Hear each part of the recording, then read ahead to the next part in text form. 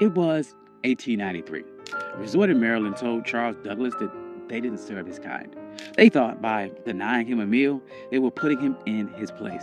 But he didn't argue. He didn't march.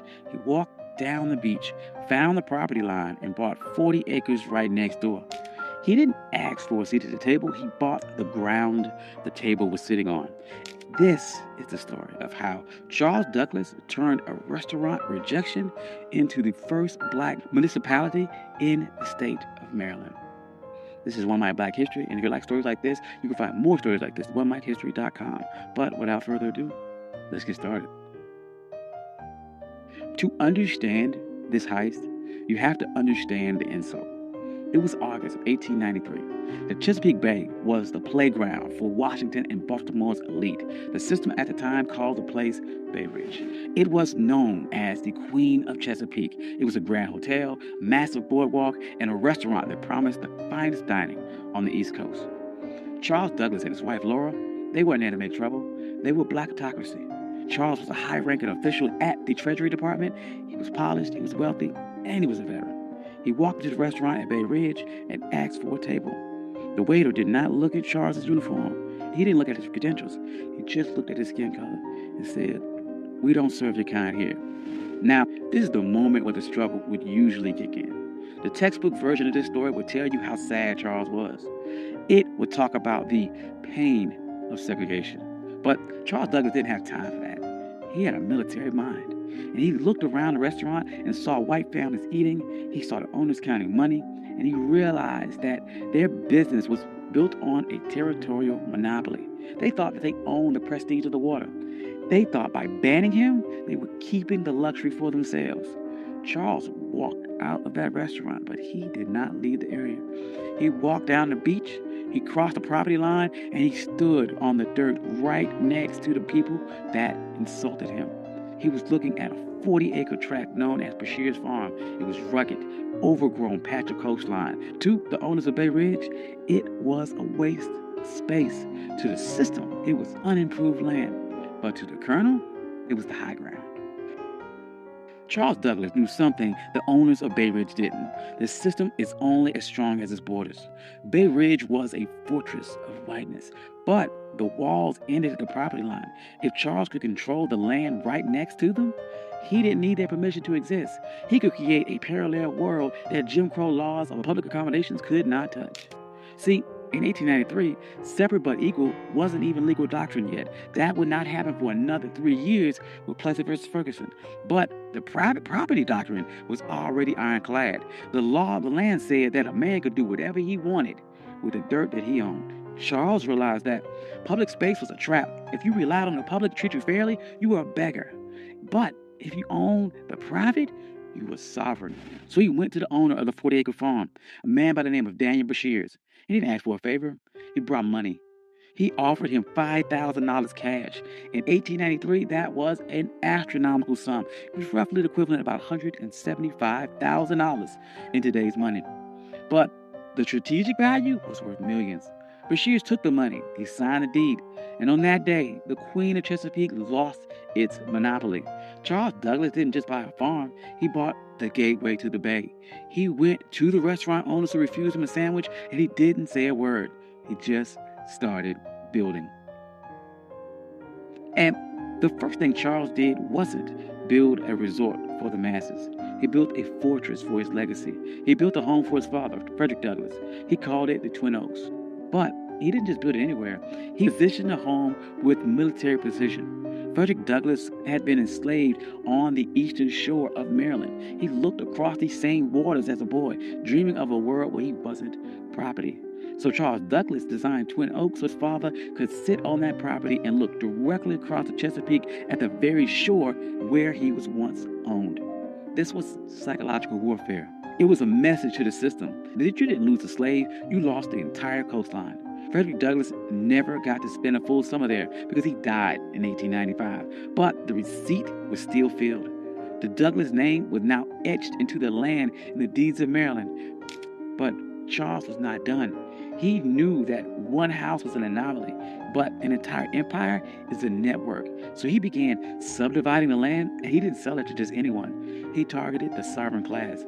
He sold lots to black doctors, black lawyers, black engineers, black poets in D.C. and Baltimore. He created a neighborhood where the white-only signs of Bay Ridge were irrelevant. By the turn of the century, Highland Beach wasn't just a place to swim.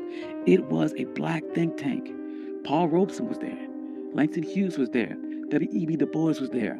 They weren't protesting segregation. They ignored it. They built their own hotels. They built their own pier. They built a community center. They built a closed economy where black money stayed in black pockets and black dignity was the default setting. Now, there's no way the system sat back and watched this happen. The owners of the white resorts nearby were furious. They saw the private property loophole working against them, and they realized that they had lost control of their territory. So they tried to use paper weapons. First, they tried to use vagrancy laws. They sent the police to harass people walking between the train station and Highland Beach. They wanted to make the journey so uncomfortable that the residents would give up. That didn't work. Highland Beach residents started their own shuttle service. They controlled the logistics. Then the white resort owners tried to use a legal glitch. They realized that Highland Beach was technically a part of an unincorporated area. They thought they could use local zoning boards to condemn the land or pass an ordinance that would tax the Douglas family into bankruptcy. They tried to treat Highland Beach like a nuisance, but the residents of Highland Beach were some of the smartest people in the state. They knew that in America, the ultimate hack for land was municipal status. In 1922, they executed their final move of the heist. They petitioned the state of Maryland to become an unincorporated town. They didn't want to be a neighborhood. They wanted to be government. And they won. Highland Beach became the first black municipality in the history of Maryland.